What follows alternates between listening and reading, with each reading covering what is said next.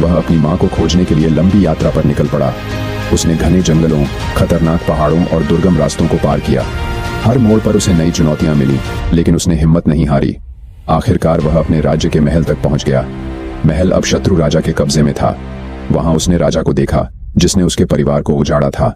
शत्रु राजा ने उसे देखते ही पहचान लिया और ठहाका लगाते हुए कहा, तो तुम वह राजकुमार हो जिसे हमने बचपन में खत्म करने की कोशिश की थी, लेकिन तुम्हारी माँ ने तुम्हें बचा लिया। अब मैं तुम्हें खुद खत्म करूंगा। दोनों के बीच भयंकर युद्ध हुआ। यशवर्धन ने अपनी सारी शक्ति और कौशल का उपयोग कर राजा को पराजित किया। राजा की हार के साथ राज्य में शांति लौट आई। जैसे ही युद्ध समाप्त हुआ, यशवर्धन ने महल के एक अंधेरे कमरे से एक महिला की आवाज सुनी। उसने दरवाजा खोला तो वहां उसकी माँ रानी देवयानी थी। वर्षों की कैद और कष्टों के बावजूद उनकी आंखों में ममता की चमक बरकरार थी। रानी ने रोते हुए कहा, यशवर्धन मेरे पुत्र, मुझे विश्वास था तू मुझे जरूर मिलेगा।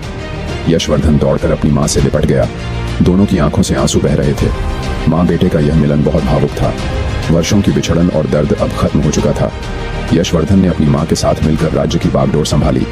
महल में उत्सव मनाया गया और राज्य में खुशहाली लौट आई। यह कहानी हमें सुंदर सीख देती है। माँ का प्यार दुनिया का सबसे बड़ा खजाना है। जीवन में चाहे कितनी भी मुश्किलें आएं, सच्चाई और साहस से हम हर बाधा को पार कर सकते हैं। अगर आपको यह कहानी पसंद आई हो तो एक लाइक अपनी माँ के नाम जरूर करें।